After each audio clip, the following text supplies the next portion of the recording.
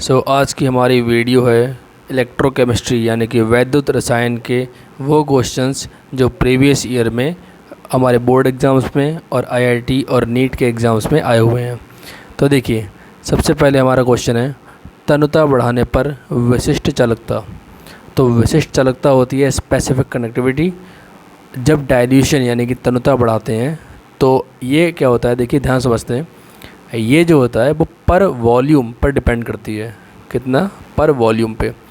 तो हमने क्या बढ़ाया, तनुता बढ़ाई है, यानी कि हमने अगर हम वॉल्यूम बढ़ाएंगे तो अब पर वॉल्यूम में क्या हो जाएगा, हमें number of moles of solute यानी कि जो विलेय पदार्थ थे उसके मोल कम हो जाएंगे।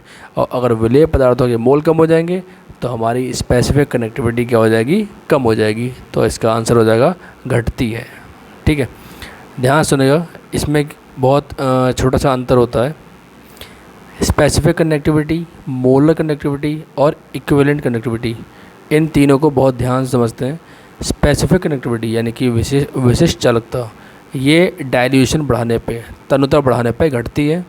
और बाकी जो हमारी लैम्डा एम यानी कि मोलर कनेक्टिविटी और इक्विवेलेंट कनेक्टिविटी होती है वो डाइल्यूशन बढ़ाने पे बढ़ती है। उसका भी रीज़न आपको पता होना चाहिए, एग्ज़ाम में आ सकता है। आपको पता होगा लैम्डा एम यानी कि मोलर कनेक्टिविटी क्या होती है, 1000 इंटू कप्पा अपॉन सी। ये सी आया नीचे, सी क्या होता है, कॉन्सेंट्रेशन यानी कि मोलरता। तो यहाँ हो जाएगा मोल्स अपॉन वॉल्यूम। तो वॉल्यूम कहाँ पहुँच गया, ऊपर पहुँच गया अल्टीमेटली, यानी कि lambda M directly proportional to volume. इसीलिए डायल्यूशन बढ़ाने पे लैम्डा एम बढ़ जाता है। ठीक है, तो यहाँ पे क्वेश्चन है किसका है, स्पेसिफिक कनेक्टिविटी का है, तो यह आंसर आ गया घटती है। दूसरा देखिए, यहाँ लिखा हुआ है N/50 KCl विलयन की 25 डिग्री सेल्सियस पर विशिष्ट चालकता, यानी कि कप्पा वैल्यू दी हुई है। वो कितना है, ये इन्होंने कह रहा है 0.002765 है। ठीक है, कोई दिक्कत नहीं। आगे कह रहा है कि यदि विलयन सहित सेल का प्रतिरोध रेजिस्टेंस हमें दिया हुआ है टोटल 400 ओम। 400 ओम, ठीक है। ये कह रहा है सेल स्थिरांक की गणना कीजिए। देखिए, इसका एक डायरेक्ट फॉर्मूला हमारे पास होता है। क्या होता है, कप्पा इज इक्वल टू होता है जी यानी कि कंडक्टिविटी या कंडक्टेंस बोलते हैं इसको, conductance into L upon A, ये होता है फार्मूला। इसमें L अपॉन A क्या होता है, सेल स्थिरांक होता है।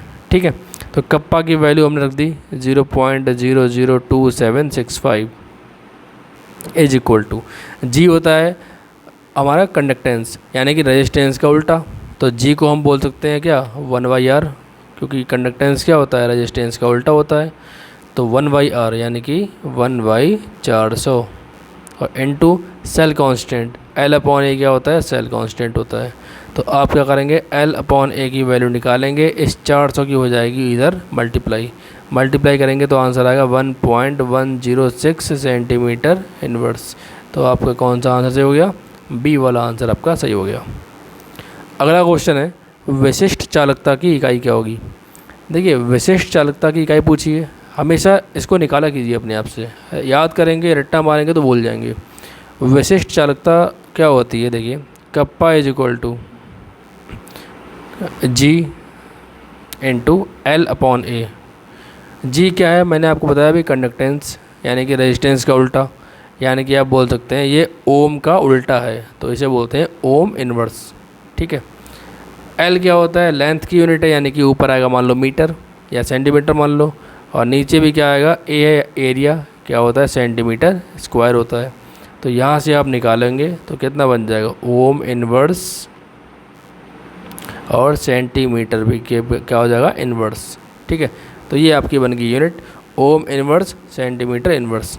अब कुछ लोग OHM लिखा हुआ है, अगर इन्वर्स को लिख देते हैं इस तरीके से MHO, ये भी क्या हो गया, ओम इन्वर्स ही होता है। ठीक है, ऑप्शन देखते हैं हमारा, तो हमारा ऑप्शन इसमें हो जाएगा, आप ध्यान दो, तीसरा वाला सेंटीमीटर इन्वर्स और ओम इन्वर्स, ये आपका सही हो जाएगा। नेक्स्ट है सेल अभिक्रिया, आपको दी हुई है zinc +2 Ag plus arrow zinc 2 + 2 Ag, इसका सही प्रदर्शन क्या होगा। देखिए, जब भी आपको सेल रिप्रेजेंटेशन करना हो तो हमेशा याद रखिए ABC। A फॉर होता है एनोड, B फॉर होता है ब्रिज, C फॉर होता है कैथोड। ठीक ठीक है, ये होता है परफेक्ट तरीका किसी भी सेल को रिप्रेजेंट करने का। पहले आपको लिखना होता है एनोड पे कौन सा काम हुआ, फिर आपको ब्रिज बनाना होता है बीच में, और लास्ट में क्या होता है कि कैथोड पे क्या काम हुआ है। एनोड पे हमेशा ऑक्सीडेशन होता है, तो ऑक्सीडेशन कहाँ हो रहा है, जिंक से जिंक +2, यानी कि आप लिखोगे इस तरीके से जिंक से जिंक 2+। जिंक हमारा था सॉलिड और Zn2+ कैसे था हमारा, एक्वस होता है। ठीक है, यहाँ पे आपका क्या आ जाएगा, ब्रिज। ब्रिज के बाद क्या होता है, कैथोड पे क्या हुआ है, कैथोड पे होता है क्या, रिडक्शन। यहाँ पर Ag का एग्जाम्पल है, तो Ag+ से बन जाएगा Ag, Ag+ से बन जाएगा Ag। Ag सॉलिड है और Ag+ क्या है हमारा, एक्वस है। इस टाइप से हमारा आंसर आना चाहिए, और ऐसा इनमें से कोई भी नहीं है, इस यानी कि आपका ई ऑप्शन सही है, इनमें से कोई भी सही नहीं है। नेक्स्ट आपका आता है किसी भी इलेक्ट्रोड का इलेक्ट्रोड विभव निर्भर करता है। देखिए ये 3 चीज़ों पर निर्भर करता है, धातु की प्रकृति पर, विलयन की मोलरता पर और विलयन के ताप पर, यानी कि आपका आंसर आ गया इन सभी पर। नेक्स्ट आपका आता है कि निम्न में से कौन सी अभिक्रिया संभव नहीं है। इसके लिए आपको इलेक्ट्रोकेमिकल सीरीज़ का सीक्वेंस याद होना चाहिए। जो भी अपर पोजीशन कंटेन करते हैं, यानी कि ज़्यादा रिएक्टिव होते हैं, वो अपने से नीचे वाले यानी अपने से कम रिएक्टिव को आराम से डिस्प्लेस कर देते हैं। कौन, मेटल्स और नॉन मेटल दोनों। तो देखिए कॉपर है, कॉपर और Ag का कंपटीशन है। कॉपर ने Ag को धक्का मारा और उसको कर दिया बाहर। ठीक है, तो ये हो सकता है, बिल्कुल हो सकता है, सही बात है। दूसरा देखिए CaO+H2, इसमें H2 ने, हाइड्रोजन ने Ca को धक्का मार दिया, और हाइड्रोजन हम जानते हैं बहुत ही कैसा होता है, उसका इलेक्ट्रोड पोटेंशियल वैल्यू 0 मानी जाती है, यानी कि Ca से कम रिएक्टिव होगा। तो ये आपका हो गया आंसर। क्यों, क्योंकि ये आपका पक्का गलत होगा, क्योंकि ये काम हो ही नहीं सकता। हाइड्रोजन कभी भी कैल्शियम को रिप्लेस नहीं कर सकता। ठीक है, अगला आपका है धातु जो हाइड्रोक्लोरिक अम्ल से H2 विस्थापित नहीं कर सकती। इलेक्ट्रोकेमिकल सीरीज में जो हाइड्रोजन से नीचे धातु में आती हैं, वो हाइड्रोजन को डिस्प्लेस नहीं कर सकती हैं किसी भी एसिड से। तो जिंक तो ऊपर आता है, Mg ऊपर आता है, Al ऊपर आता है, बचा कौन, कॉपर। तो आपका क्या हो गया, कॉपर आंसर हो गया।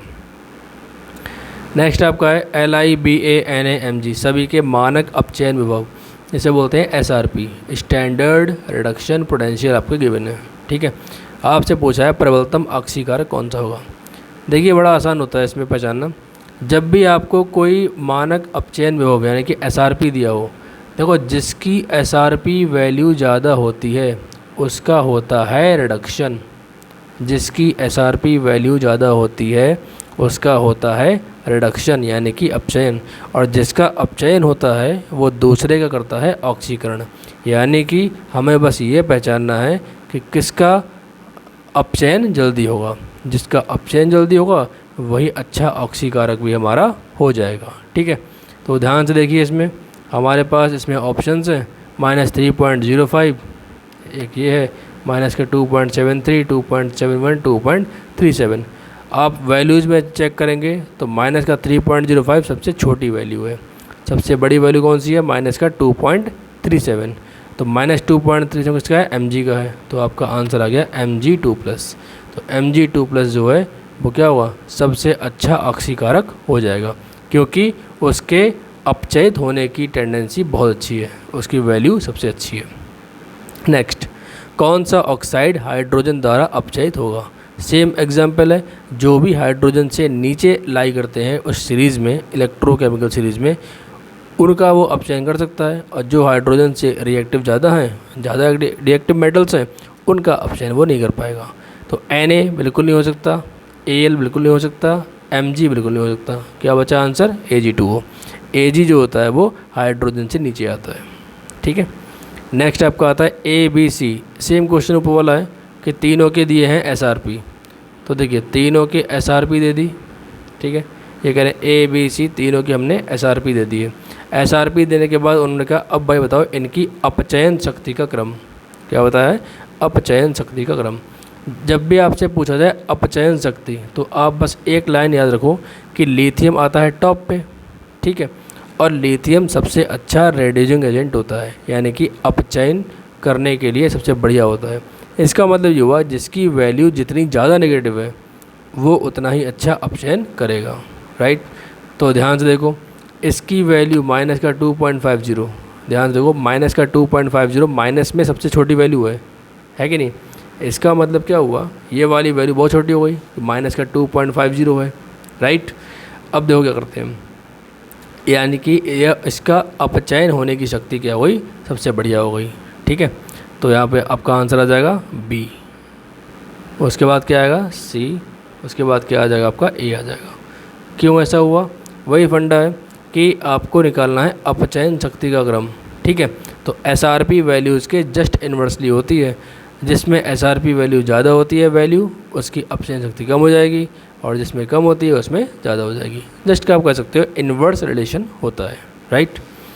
नेक्स्ट देखिए, अब किसी इलेक्ट्रोड का इलेक्ट्रोड विभव निर्भर नहीं करता है। मैंने आपको बताया था धातु की प्रकृति पर निर्भर करता है, विलयन में उपस्थित आयनों पर भी करता है, ताप पर भी करता है, ये दाब पे नहीं करता। ये आपका हो गया आंसर, ठीक है, ये दाब पे निर्भर नहीं करता है।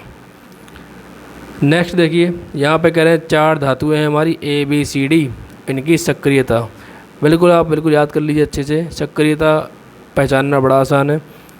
जिसका SRP कम होता है, अगर मेटल है, SRP अगर कम होगा तो रिएक्टिविटी कैसी होगी, उसकी ज़्यादा होगी, यानी कि सक्रियता ज़्यादा होगी। तो हमें सारे मेटल्स मान लो हैं, तो हमें चेक करना है कि सबसे छोटी वैल्यू किसकी है। तो देखो माइनस का 2.0 सबसे छोटी वैल्यू इसी की है। ये किसका है, B है, यानी कि B सबसे अच्छा एक्टिव होगा।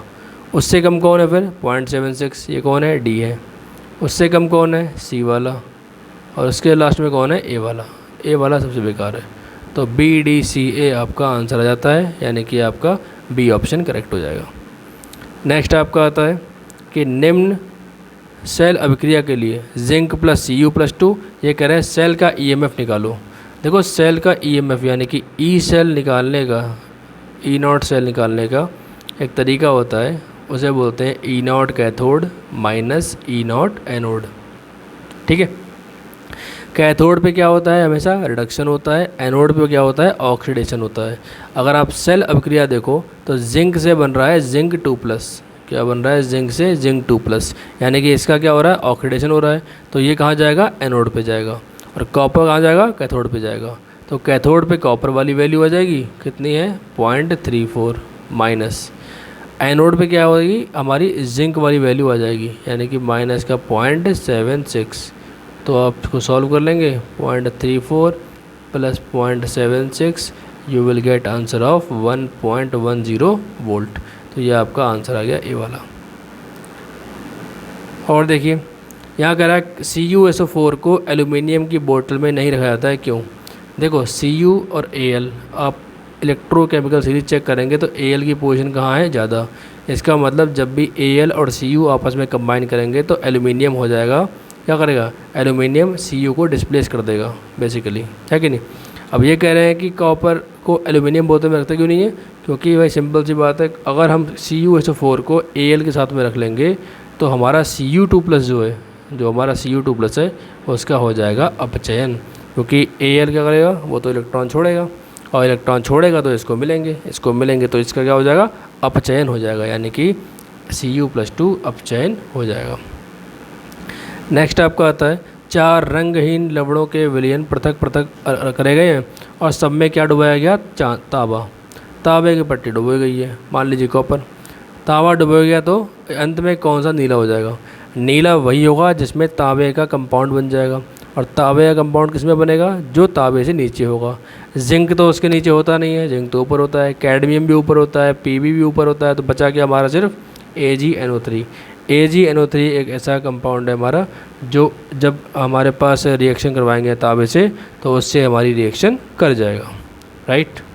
तो इतने क्वेश्चंस थे, ठीक है, इतने क्वेश्चंस हमने कर लिए हैं। यही क्वेश्चंस हमारे बोर्ड में आए भी थे। नेक्स्ट वीडियोज़ में हम इसके न्यूमेरिकल्स और अदर चैप्टर्स के भी हम MCQ क्वेश्चन कर लेंगे। Thank you.